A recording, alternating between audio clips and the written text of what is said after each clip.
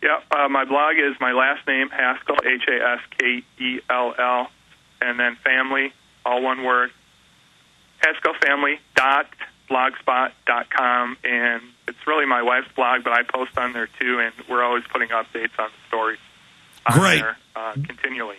Great. We'll grab some of the info off that and post it in an article we're writing. Have you posted this information there yet? I believe we have. We're continually putting updates on the page, so I think everything I said in the show today, you can go back on the blog and read. Kurt Haskell, great job, my friend. God bless you. We'll talk to you again soon. Anytime, Alex. Thanks for having me. Thanks for coming on. There goes Kurt Haskell. We'll be right back with a brief news blitz, and then Debra Medina, scheduled to be live on air with us one day ahead of the historic gubernatorial debate. Trying to find me. Man, I just did a 4-minute interview on Dallas radio. This is starting to be an everyday occurrence where I'm like, during the breaks on radio shows. I did Russia Today last night on the Davos Bilderberg group situation going on. You know, they say no rest for the wicked, but I don't feel very wicked. I feel like a pretty good guy. And I'm like, there's no rest because I morally have to take almost every opportunity I've got to expose these people.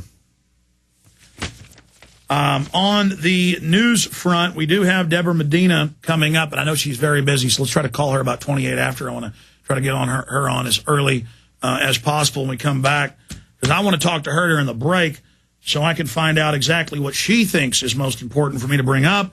And I do have with our new Twitter account, now we have the Infowars newsfeed Twitter, Infowars Stories. We have the Prison Planet. That's the name of the Twitter.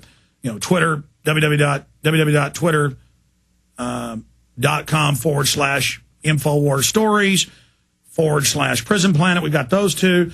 Now we have the Twitter /Real Alex Jones that, 500 people have signed up in 45 minutes? That's pretty neat. But we are making an attempt to actually use this, and for me to use it at night, and for me to, really get involved with it, and really, because I'm beginning to realize the power of it. That's why the CIA, the evidence shows, and the State Department admits they fund it and they give Twitter special treatment, because the government wants to use this, like in Iran, because they can coordinate and get flash mobs going and do what they want. But so we need to invade Twitter, which we've already done, obviously, with all the other fan accounts, but we need to invade Twitter. Because if we really use it for what it's meant to do, but back against the New World Order, I mean, I can be, when we have 50,000, 100,000 members in a few months, I could be at a protest or at a news story, or I could be somewhere doing an interview, and if we get in trouble or something's happening, I could fire a Twitter out, and we've got so many listeners that there'll be people down the block that can respond with video cameras.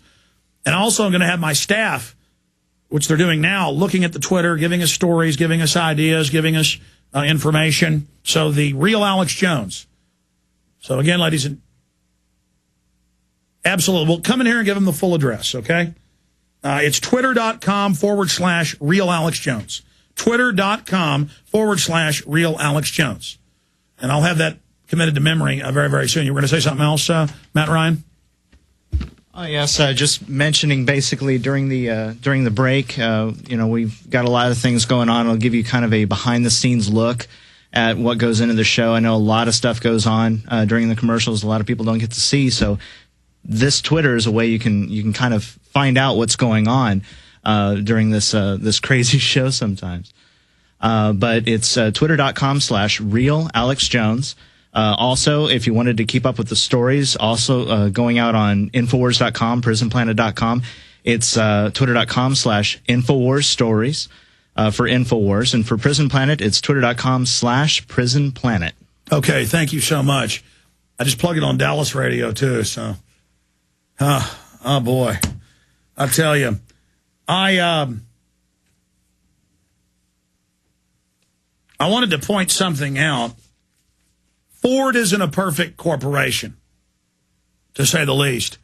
But they're the only company that didn't take banker bailout money. The only big one. And they're the only ones still actually building plants on a routine basis here in the U.S. Remember, billions and billions of the over $50 billion total paid out to several big automakers. Billions of that went to move whole plants to Brazil, Eastern Europe, Russia, and China. That's the New World Order. Just like Puchari, the head of the IPCC, a multi-$100 million deal that he profited from, he owns it, part of it, to move steel mills from England to India. The same system. See, that's what globalism is. It's not just taxing you. It's that they get to decide who gets to operate, who gets to have a business, who gets to survive. And these are multinational global corporations. But I tell you, Ford earns $2.7 billion in 2009. They ended up making money without being part of the scam. So if there's any U.S. automaker left, if there's any automaker that's got any patriotism, it's Ford. And I don't drive or own a Ford. I've got a Chrysler. But good news there. We'll be right back with Debra Medina.